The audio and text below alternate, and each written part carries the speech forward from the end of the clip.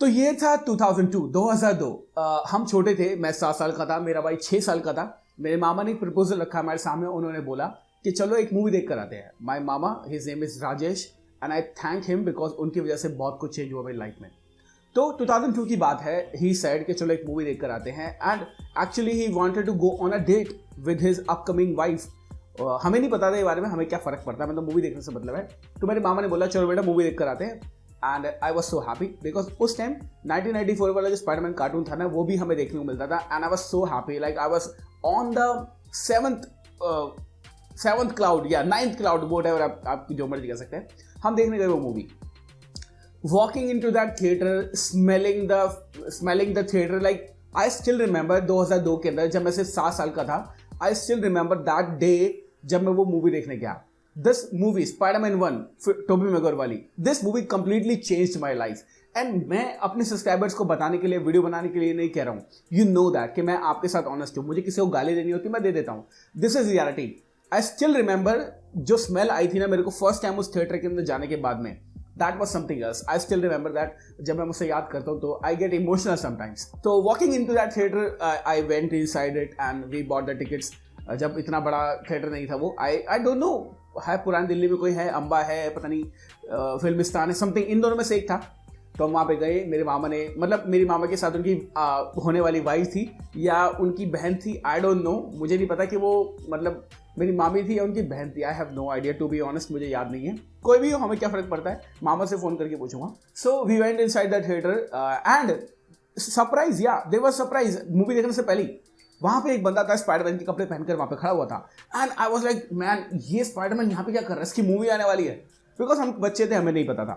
So we went to him and we said कि please एक photo, और वो वहीं पे फ़ोटो खिंचवाने के लिए खड़ा था। ऑब्वियसली थिएटर वालों ने, सोनी वालों ने, माल वालों ने उसको भेजा होगा।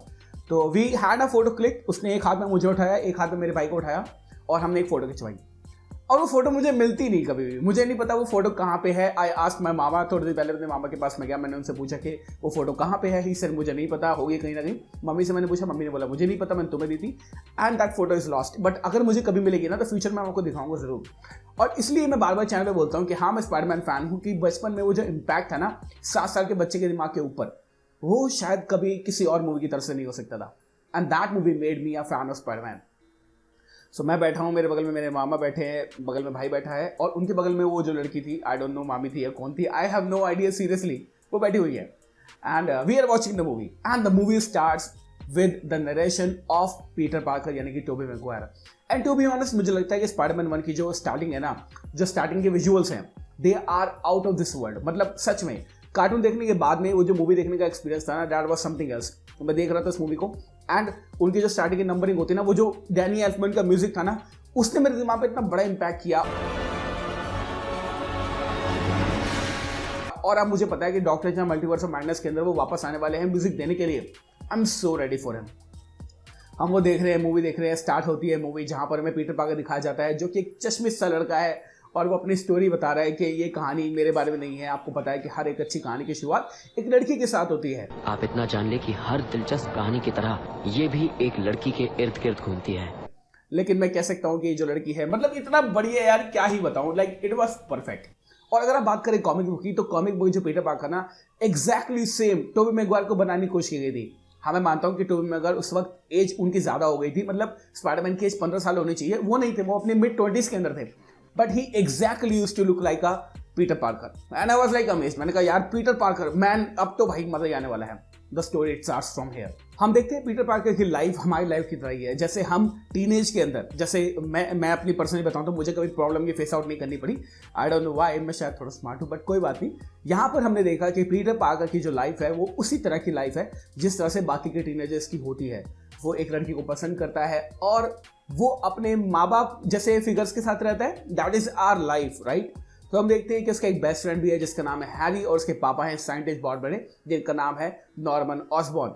ये कहानी कुछ इस तरह से है कि इन 4 कैरेक्टर के अंदर ही ये कहानी घूमती है, जिसमें हमारे टोबी मैguire का स्पाइडरमैन, हमारी मैरी जेन, हैरी ऑसबॉर्न और उसके फादर नॉर्मन ऑसबॉर्न। ये कहानी कुछ इस तरह से ही है और हमें देखने को मिलता है कि किस तरह से जो हमारा पीटर पार्कर है ना, वो अपने अंकल और आंटी को बहुत ज़्यादा प्यार करता है। Rosemary Harris has done great job. और अंकल बेन को प्ले करने वाले एक्टर इज फैंटास्टिक। एक डायलॉग है इस मूवी के अंदर, शुरुआत के अंदर, जब वो उनकी नौकरी चली जाती है, वो बोलते हैं कि अब मैं 70 साल का हो गया हूँ, मुझे अपनी फैमिली को पालना तो है। मैं 68 साल का हूँ, अब मैं कंप्यूटर तो सीख नहीं सकता, लेकिन मुझे अपने परिवार को पालना तो है, लेकिन मुझे नौकरी नहीं मिलेगी। This shows the responsibility that he has on his shoulders. ये दिखाता है कि चाहे पीटर पार्कर बड़ा हो गया और नहीं हो गया, उनके लिए अभी बच्चा है। कास्टिंग चॉइस की बात करें तो आपको पता है Toby Maguire as Spiderman is like the best Spiderman I could think about. मतलब मुझे लगता है कि अगर लाइव एक्शन की बात करें ना, तो एंड्रू गारफील्ड और टॉम हॉलैंड अच्छे हैं, मैं मानता हूं, लेकिन मेरे वो 7 साल के बच्चे वाले दिमाग के अंदर ना अभी भी टोबी मैगवायर का स्पाइडरमैन बसा हुआ है, तो मुझे लगता है is the best. Harry Osborn played by who? Harry Osborn is played by who? James Franco. जी हाँ, James Franco as Harry Osborn, great guy, awesome, like there are no words. और अगर बात करें मैरी जेन की, तो I think Kirsten Dunst was fantastic. This scene के बाद तो, ये अपसाइड डाउन सीन वाले के बाद तो मतलब it was like wow, she is lovely. बात करें अगर विलन की, तो वो है विलम डफो के ग्रीन गॉब्लिन, जो कि स्पाइडरमैन में हमें दोबारा से देखने वाले हैं। यू नो, मार्वल और सोनी ये जो नॉस्टैल्जिया वाला फैक्टर है ना, इसको उठा के फेंक के मारने वाला आप लोगों के ऊपर, मेरे जैसे लोगों के ऊपर, जिन्होंने ओरिजिनली 2002 के अंदर ये विलन को देखा था। मैन, 2002 में तो आधे से ज्यादा मेरी ऑडियंस पैदा भी नहीं हुई थी। 2002 में मैं 7 साल का था। I am old. जी हाँ। कास्टिंग चॉइस की अगर बात करें तो इट वाज फैंटास्टिक। मतलब मुझे लगता है कि कास्ट के हिसाब से अगर टोबी मैगवायर के Spiderman, William Dafoe Green Goblin, Rosemary Harris Aunt May, James Franco as Harry Osborn और हमारी Kirsten Dunst as Mary Jane Watson, इससे परफेक्ट कुछ भी नहीं हो सकता था। एंड हाँ, एक बंदा जो आप कभी भी नहीं बुला सकते, he is like greatest person in this movie, that is J Jonah Jameson, played by J.K. Simmons. जी हाँ, तो J.K. Simmons as J Jonah Jameson is fantastic. ये कहानी इन सारे कैरेक्टर्स के बीच की ही है।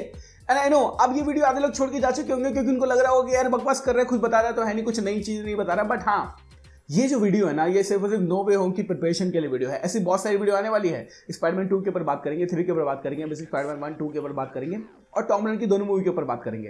भाई मुझे नहीं पता, मैं तो खूब बात करूंगा। अब स्पाइडरमैन 1 कंटिन्यू करते हैं। अब एक सीन यहाँ पर आता है जहां पर हमें देखने को मिलता है कि जब सारे के सारे जो बंदे हैं किसी म्यूजियम के अंदर जाते हैं, वहां पर हमें एक मकड़ी देखने को मिलती है जो कि पीटर पार्कर को काट लेती है। ये सिर्फ एग्जैक्टली कॉपी किया गया है हमारे कॉमिक से। यहाँ पर पीटर पार्कर को लगता है कोई बड़ी बात नहीं है, और वो उसकी मकड़ी का निशान जो है वो ज्यादा ध्यान नहीं देता। बट हाँ, आपको पता है इसी रात को पीटर पार्कर की लाइफ हमेशा के लिए चेंज होने वाली है।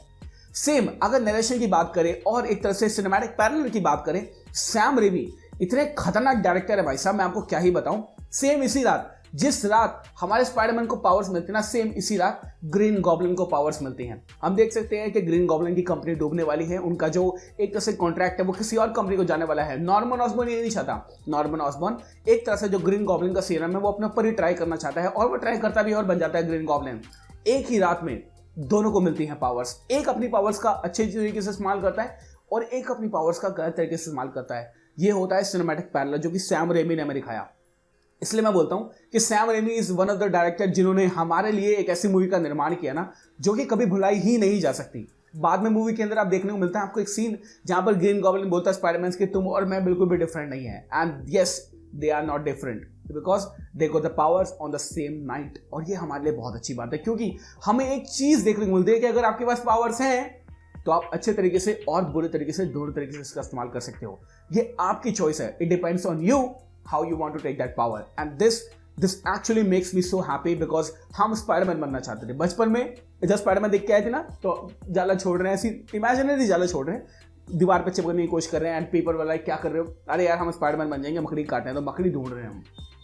सो फैंटास्टिक। मकड़ी के काटने के बाद में टोबी मैगवायर के स्पाइडरमैन को मिलती हैं पावर्स। और फर्स्ट ऑफ ऑल वो देखता है कि ये पावर्स कौन सी है, क्योंकि एक नॉर्मल टीनेजर को अगर आप बहुत सारी पावर्स दे देंगे ना तो he will be like awesome. वो यार पता नहीं क्या क्या करेगा। लेकिन यहां पर हम देखते हैं कि फर्स्ट ऑफ ऑल वो अपनी पावर्स को टेस्ट करता है। उसका चाइल्डहुड बुली फ्लैश थॉमसन जो उसको हमेशा परेशान करता था, जो उसकी होने वाली गर्लफ्रेंड के साथ हमेशा रहता था, वो उसके ऊपर वो ट्राई करता है। और इन दोनों की लड़ाई का सीन बहुत मस्त लगा मेरे को।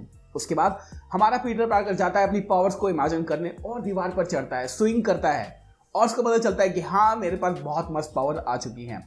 This was the greatest greatest story of Peter Parker जो मुझे लगती है कि पावर्स मिलने का जो सीन है ना, इससे बढ़िया नहीं हो सकता था। लेकिन पावर्स मिलने के बाद भी उसके अंदर एक कमी थी, वो ये थी कि मैरी जेन उसके साथ में नहीं थी। मैरी जेन को इंप्रेस करने के लिए उसको कुछ करना था। ये पावर्स नहीं दिखा सकता वो डायरेक्टली, क्योंकि अगर वो दिखाएगा तो शायद वो ग्रोस आउट हो जाए और शायद वो उससे बात भी ना करे। तो इसलिए अब पीटर पार्कर को कुछ ऐसा करना पड़ेगा जिससे मैरी जेन इंप्रेस हो जाए, क्योंकि वो उसको प्यार करता है। हम देखते हैं मैरी जेन को इंप्रेस करने के लिए पीटर पार्कर अपनी कॉस्ट्यूम बनाता है, जाता है एक तरह के फाइटिंग शो के अंदर, और वहां पर वो फाइट करता है बोन सॉ से। जी हाँ, बोन सॉ वाली फाइट, 3 मिनट वाली फाइट, जिसमें उसको मिलते हैं सिर्फ $100। प्रॉमिस किया जाता है उस एड के अंदर कि आपको मिलेंगे $3000, बट मिलते हैं 100। जब मैनेजर से बोलता है कि बात तो हुई थी 3000 क्यों, बोलता है मेरे को कोई फर्क नहीं पड़ता तुम्हारी प्रॉब्लम से।